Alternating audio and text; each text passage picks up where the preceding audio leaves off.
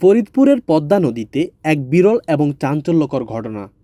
জেলের বড়শিতে ধরা পড়েছে একটি কুমির। ঘটনাটি ঘটেছে চর ভদ্রাসন উপজেলার গোপালপুর ঘাটের কাছে। স্থানীয় জেলেরা প্রতিদিনের মতো ভোর রাতে মাছ ধরতে নদীতে বড়শি ফেলেছিলেন, কিন্তু হঠাৎই তারা বুঝতে পারেন কিছু একটা অস্বাভাবিকভাবে বড়শিতে আটকে যায়। প্রথমে তারা ভেবেছিলেন বড় কোনো মাছ ধরা পড়েছে, কিন্তু কাছে গিয়ে দেখেন এটি একটি কুমির। পরে একাধিক জেলে মিলে কুমিরটিকে সকালে ঘাটে নিয়ে আসেন। খবর দ্রুত ছড়িয়ে পড়লে আশপাশের এলাকা থেকে কৌতূহলী মানুষজন কুমিরটিকে দেখতে ভিড় করেন। প্রত্যক্ষদর্শীরা জানান জেলে স্বপন ব্যাপারীর বড়শিতেই প্রথম কুমিরটি আটকে যায়। এরপর অন্য জেলেদের সহায়তায় সেটিকে তোলা সম্ভব হয়। কুমির দেখতে আসছি, এটা মানে বাচ্চারা এখনো দেখে নাই, বাস্তবে সামনে থেকে এখনো দেখে না। অনেক দূরে চিড়িয়াখানা যাওয়া সম্ভব না, অন্তত গ্রামের মানুষদের জন্য। তাই সামনে থেকে আমরা সবাই মিলে বাচ্চা নিয়ে সবাই দেখতে আসছি। এখানে আরো মানুষ দেখছে, এগুলো কি দেখছেন একটু বলেন যদি আমাদেরকে। এখানে জেলেরা তাদের বড়শি থেকে কুমির ধরা পড়ছে, তাদের বড়শিতে ধরা পড়ছে, এই জন্য তারা বাইরে ওইটা রাখছে। ঘটনার খবর পেয়ে স্থানীয় প্রশাসন ও বন বিভাগের কর্মকর্তারা ঘটনাস্থলে যান। কুমিরটিকে উদ্ধারের জন্য খুলনা থেকে বন বিভাগের একটি বিশেষ দল রওনা দিয়েছে। উপজেলা নির্বাহী কর্মকর্তা জানিয়েছেন, কুমিরটির বিষয়ে বন বিভাগের সঙ্গে সমন্বয় করা হয়েছে এবং নিরাপদে উদ্ধারের ব্যবস্থা নেওয়া হচ্ছে।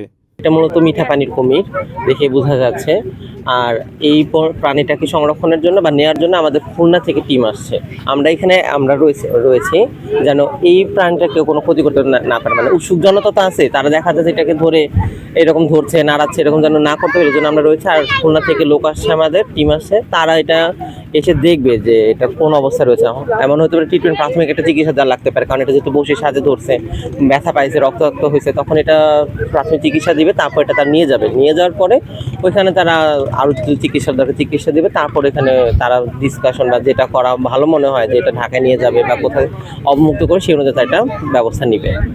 অন্যদিকে বন বিভাগের কর্মকর্তারা জানিয়েছেন, এটি কুমির নিশ্চিত হলেও এর প্রজাতি নির্ধারণ করতে বিশেষজ্ঞ দলের প্রয়োজন।